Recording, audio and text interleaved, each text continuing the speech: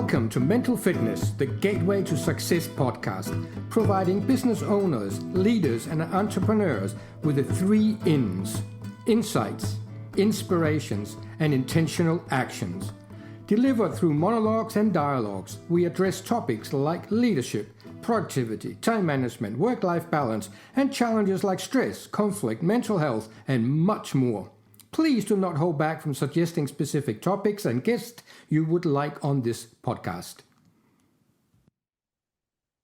Greetings and welcome to this episode of Mental Fitness, the Gateway to Success, where we are going to explore the competition between mental fitness and physical fitness. Now, of course, it's not a competition, but I want to do in this episode, based on some research I've done over the last couple of months, is share with you the surprising, to some level, surprising outcome of that research, and then address some of the questions and comments that came out of that research to dive deeper into this question. And really, for me, as you know, it's about mental fitness. It's about bringing more awareness to the topic of mental fitness, because personally, I think it is really important. But this research has shown actually how important it is. And with that, it brings up some new questions, particularly for me, new questions that I would like to pose to you as well. So in this research, I'm not personally surprised by the outcome. I knew it was going to lean towards mental fitness rather than physical fitness, but what I did not anticipate is how heavily. And to my coach, he was absolutely blown away. He said, "I have never seen anything like it. It is so extreme." So I want to address that. So what was the research? Well, here's a question that I posed to people. And the question is really very short and basic. I'll read it out to make sure I get it right. As a business owner or leader, what is most important, mental fitness or physical fitness? So now, very kind of black and white in a way. And this research has been exposed to literally millions of business people. And I will share with you very briefly the statistics in terms of how many people it actually reached out of those millions. And it reached, at this moment in time, it's still going, 77,000 people have actually seen this research in front of their eyes. And out of that, a whopping 2,500 people have actually engaged and answered the question. And it's an easy question in a sense. It's like multiple choice, mental fitness or physical fitness. But what is really interesting to me as well is that how many people actually chose voluntarily to comment on that research. Because I'm not asking for that, but comment on their thoughts on it and elaborating on their answer. And I want to come to those in a moment. So out of those 2,500+ people who volunteered to vote on this, the average of votes on mental fitness being more important than physical fitness is about 90%. That is 90%. And in this research has been exposed to a number of different business groups around the world. And the lowest score mental fitness got was about 80%, I think about 79%. That's the lowest. And in some of those places it got exposed, the mental fitness vote or score was 100%. So we're sitting at about an average of 90-ish percent.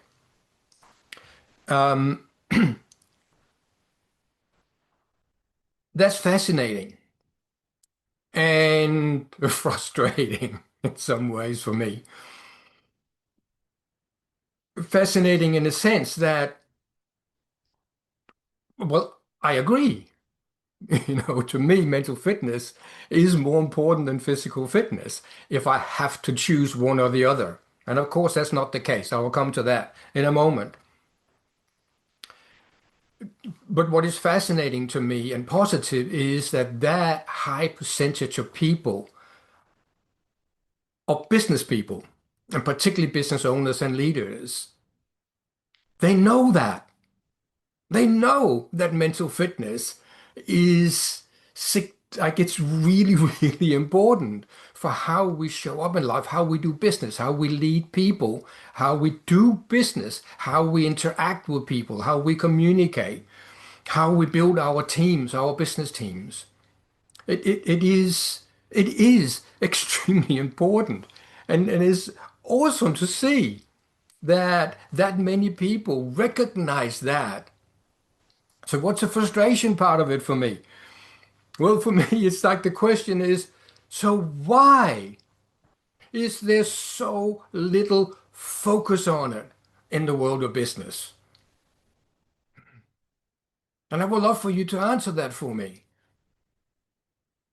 If it is that important, which I agree it is, why is it lacking so far behind in priority in how we train our staff and how we work with this, particularly in leadership teams. And of course, all coming back to you, to me, to us as business owners and business leaders. Why does it seem, and correct me if I'm wrong here, but to me, it looks like from the outside that the priority level it has from the point of view of what business people do to grow that mental fitness is completely out of proportion with the score that it got in this research. If it scored 90% over physical fitness, it's not just comparing it with physical fitness, but it's giving it that higher score of importance. Then one would think it would have at least a reasonably high percentage of importance in actually doing something about growing your mental fitness and your team's mental fitness. And just again, in my experience from the outside, having worked with this for decades, I am not seeing that. So, hence this podcast, hence what I do. But then this podcast is for me is really about bringing more consciousness, more awareness to the topic of mental fitness, and then providing, some inspiration and some insights into that, which then leads to some hopefully intentional actions that you can take. Because again, if we look at, and we'll go and do some research, and if you go and search on Google physical fitness, you get billions of results and endless number of gyms that you can go to for your physical fitness. If you Google mental fitness, much less results are coming up on that. And it's not a whole list of mental fitness gyms you can go to, but a whole list of websites that talks about mental fitness and what mental fitness is, rather than where are the mental fitness gyms that you can go to and become more mentally fit. So I do have another episode where I talk about particularly that and where are the mental fitness gyms. You can go back and look at that if you want to. So, um, it's a very black and white question. And what came through in some of the comments from people is that the most common comment was just the word both, or they are both important. And I absolutely agree with that. Of course, they are both important. That is not the question. So when I'm pushing people a little bit when they won't answer one or the other and say both are important, I have done it in different ways. But one example is I would say, well, if you can only have one, which one would it be? Mm. And I will pose that to you now. Like, if you had to choose, and I know that's not the case, it's just hypothetical, but if you had to choose physical fitness or mental fitness, and you could only have one, which one would you pick? I know which one I would pick. Um, I want to bring back and a guest episode I did. I will give you a specific, yeah, it was episode 29 with Clayton. And that is an example to a large extent of a person who had actually landed himself in that situation where his physical fitness was right out the window. At the time that we were recording, he was in a wheelchair, paralyzed from the neck down. And he's talking about the impact of that in his life. And I can recommend going back and listening to that if you want. So he's actually in a state where his physical fitness is as close to zero as you can possibly get and still being able to speak and think. And it was a life transforming experience for him on a mental level. It was a beautiful conversation I had with him. So what he had before that accident, a mountain bike accident, was fairly good mental fitness that allowed for him to move through this in a positive way. But not only that, it actually grew his mental fitness in that process. And personally, I would rather be in that situation than the opposite of having extraordinary physical fitness, but being mentally completely unfit. I actually can't even imagine what that would look like, but I don't know if it's even possible. But let's just imagine for a moment that you're physically in top form, but mentally, like there's no resilience, there's no confidence, you are worried all day, you can't go out in the world and engage because it's too scary. Um, I don't know. Like, I'm sure that there are people like that in that extreme. Would you prefer that over the other one? And no, I don't have any episodes where I can demonstrate that because nobody I've had on have had absolutely zero mental fitness. But there is an episode I can recommend that touches on it in a way, and that's episode 37, where I have JD Tremblay from Canada on, who did 10 Ironman in 10 consecutive days. So his physical fitness is insane, and his mental fitness is insane. However, he does talk about a point in his life where he was training for all these things. He was already an ultra athlete, but his mental fitness was nowhere near at the same level, and the kind of burnout and pain that came with that. So that is, in some level, an example of a person with an exceptionally high physical fitness, and at some point in his life, along with that, a fairly low mental fitness, but not no mental fitness at all, because you cannot get to that level of physical fitness if you don't have at least some level of mental fitness.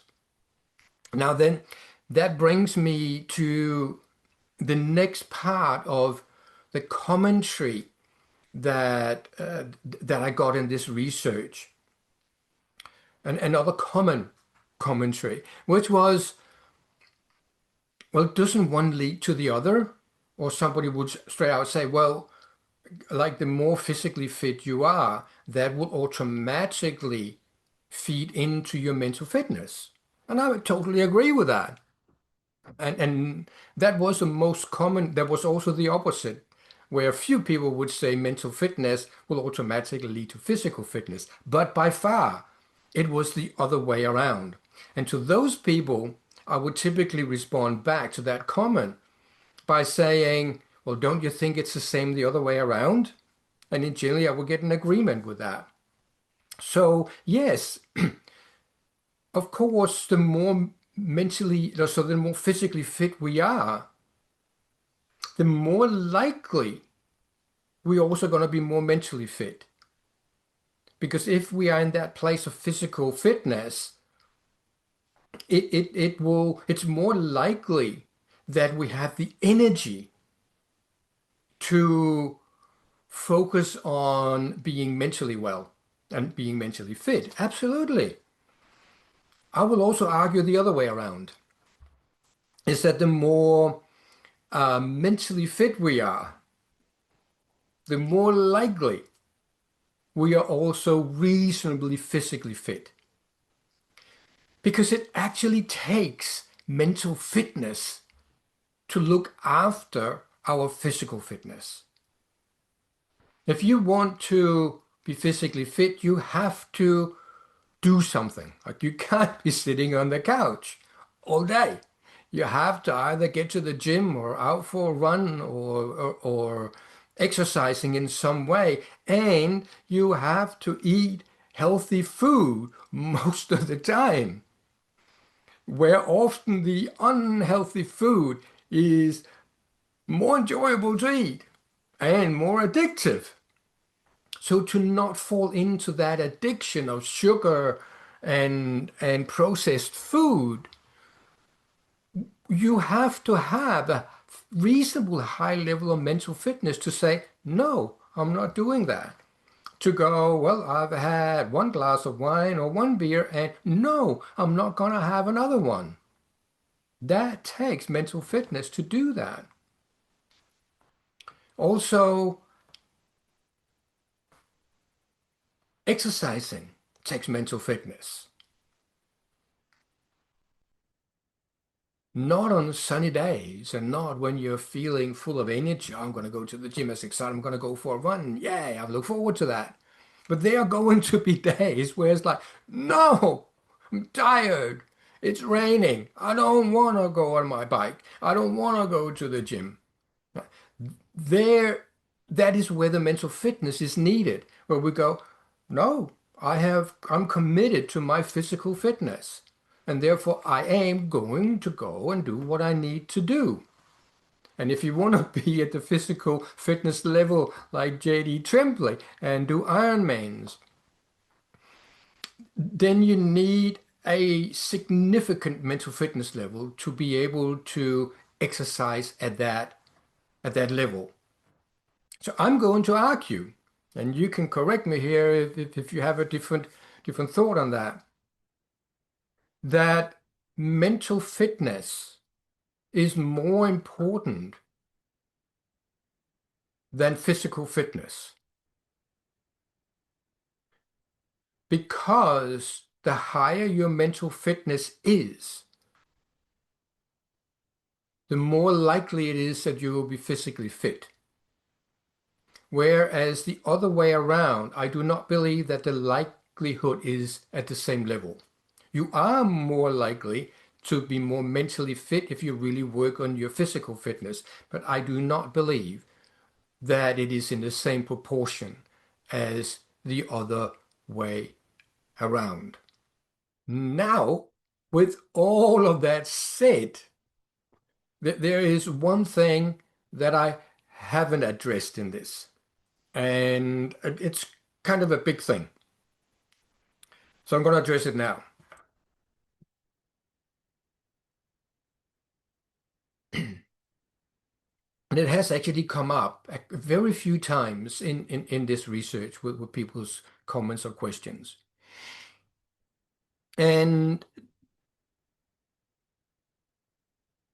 what becomes really important when we are looking at this is how do we define those terms? So far I've just talked into no, engineer my definition maybe, and just the like the bigger picture.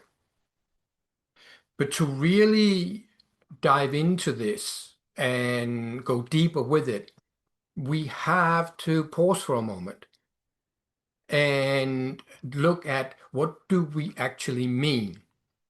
And of course, the people who have answered my research or that question will be answering it from their definition of what mental fitness and physical fitness is. And sometimes they'll be the same as mine, sometimes, probably most of the time, it will be different.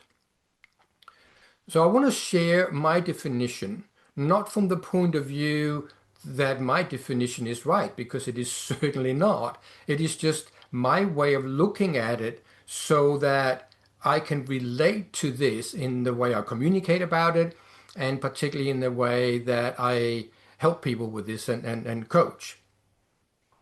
So let's just look into not from the point of view what is a right definition, because I don't actually think there is a right definition. There is not like this is legally the right definition of physical fitness or mental fitness.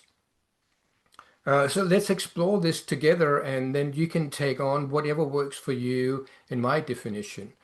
And then maybe it will help from the point of view understanding why I am putting so much emphasis on on mental fitness. So let's start with physical fitness. I'm not going to define exactly what physical fitness is. Like if you're physically fit, it needs to be at this level. You need to be able to bench press this much to be physically fit. You need to be able to run a 10K run in this time to be physically fit. I'm not going to do that because that would be ridiculous. What I'm going to do instead of, I'm going to to to share with you what for me is included in physical fitness. So for me, when I say physical fitness, really what I'm saying, but not saying publicly because it's more difficult to relate to, I'm really talking about physical well-being. So you could say you could be fairly physically fit and be able to bench press a lot more than other people, run faster than most people, but you could still actually suffer from a physical well-being point of view. You could be unhealthy and be very physically very physically fit and unhealthy at the same time because you're not getting the right nutritions maybe, or maybe you're overdoing your physical fitness and you're actually hurting the body. And therefore you are not, your well-being or your physical health is compromised. And I've seen actually quite a lot of that from exceptionally physically fit people who are not actually healthy. So what I really mean by physical fitness is actually physical health, which includes not just exercising, but also eating well, hydrating well, breathing well. I have a whole episode on breathing. I've spent 30 years of my life teaching people to breathe properly because I couldn't. And that really compromised my physical well-being, also my mental well-being, but my physical well-being. And when I learned to breathe properly, it really shifted my well-being into a whole different level and opened things up for me. So all of that I include in what I have in this research termed physical fitness. So just wanted to make that clear. Now for mental fitness, how do we define that? A couple of the comments I've got has been interesting because people have mentioned things like, so what about emotional fitness or emotional intelligence? And for me, that is included in mental fitness. So when I say mental fitness, I also mean emotional fitness. It is in the same ballpark for me. Another one that has come up a couple of times, only a couple of times, but I want to address it here very briefly again for clarity, not for right and wrong. is somebody else. So what about spiritual fitness? And saying, oh, that's to them really important. It is very important to me too. I include that in mental fitness as an umbrella. Mental fitness for me is that whole package. Mentally fit, emotionally fit, socially fit, spiritually fit.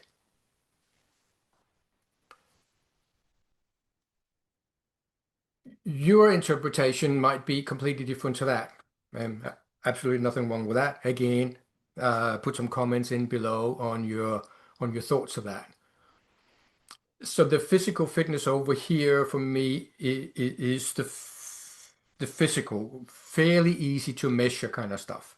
Then the mental fitness is everything else, and everything else includes things like your meridian. Some people talk about chakras, those energies, being fit with that, being spiritually fit, absolutely, being able to connect with source.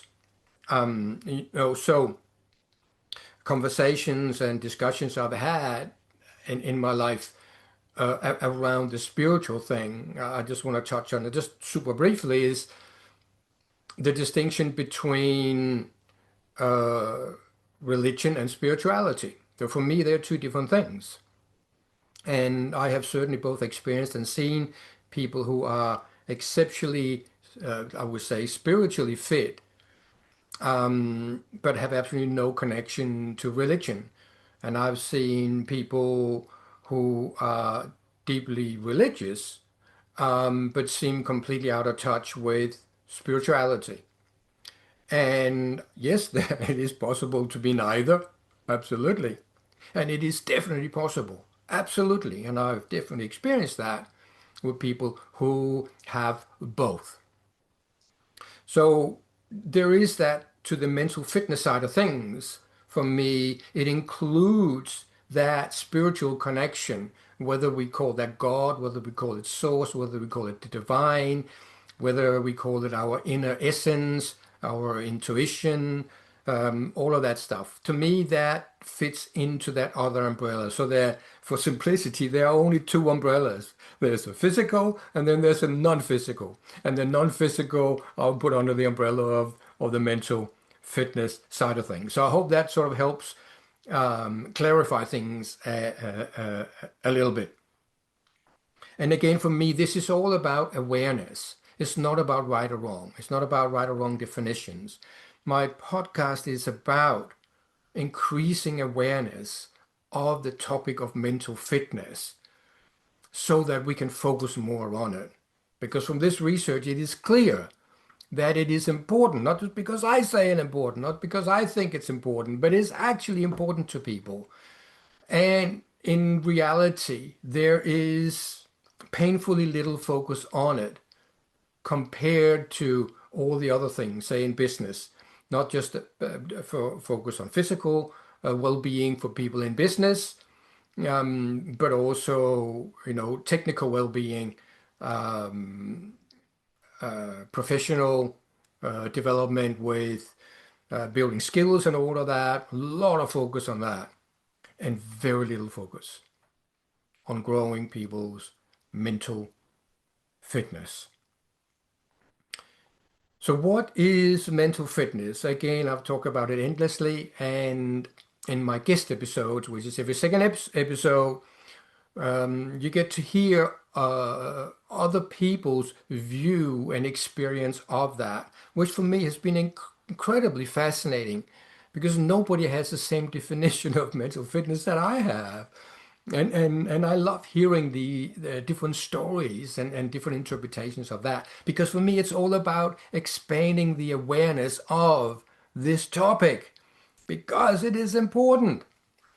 But I will give you my brief definition in just one sentence, which is mental fitness for me is the ability to meet life's challenges in a positive way without the stress, the frustration, the anger, and all that stuff that comes with that. because we cannot say no to challenges. And particularly if you're in business, and particularly if you're in leadership in business, no challenge, no conflict is not an option. So knowing that, it's not about avoiding it. It is about when it happens, it is meeting it in a positive way. And I just want to put a plug in here for the person and the organization that introduced me to this term mental fitness. I mean, in a way, I have been working on my mental fitness for over 40 years in a conscious way and been coaching it in multiple ways over the last 30 plus years without using the term. It's only the last 4 years that I've been using that term. And that's Saad Shamain, a master coach. And he created Positive Intelligence. He's got his book called Positive Intelligence. And I did a whole year of training with them to become what they call a PQ coach, a Positive Intelligence coach, a mental fitness coach. And I will actually put a link in below to, I'm on their website, featured on their website with how I specifically work with that. And you can only get onto their website and be listed there if you have had some significant achievements as a mental fitness coach. They will not allow you on there unless you have those achievements, which I have. So I love this stuff. So I'll put a link in so you can go and see how I show up there as a mental fitness coach, as a PQ coach. So with that, I really want to ask this question of you. What was the biggest takeaway from you? Or for you, sorry. What is the biggest takeaway for you in this episode today? Because it's really important when we just pause for a moment and reflect. What did I just learn in the last half hour or any other situation that you're in? Reflecting, it strengthens the learning. It reinforces that learning. So I encourage you just to take a moment right now and just ponder that question. And then, of course, if okay with you, pop it in the comments below and in that share with our community. And then, as per usual, I want to finish with always look out for ways that you can consciously grow your mental fitness. Till next time. Thank you for tuning in to this episode of Mental Fitness, the Gateway to Success. If you have stories of how mental fitness has benefited you that you are happy to share, go to my website, mikael.nz, click on podcast and fill in the guest application form. If you want direct support from me utilizing my 40 years of mental fitness learning and practice, email me at coach@mikael.nz or message me on LinkedIn. Any feedback, review, share, follow, like, or any other good stuff is of course appreciated. Thank you for listening to Mental Fitness, the Gateway to Success podcast. I'm your host, Mikael Nielsen.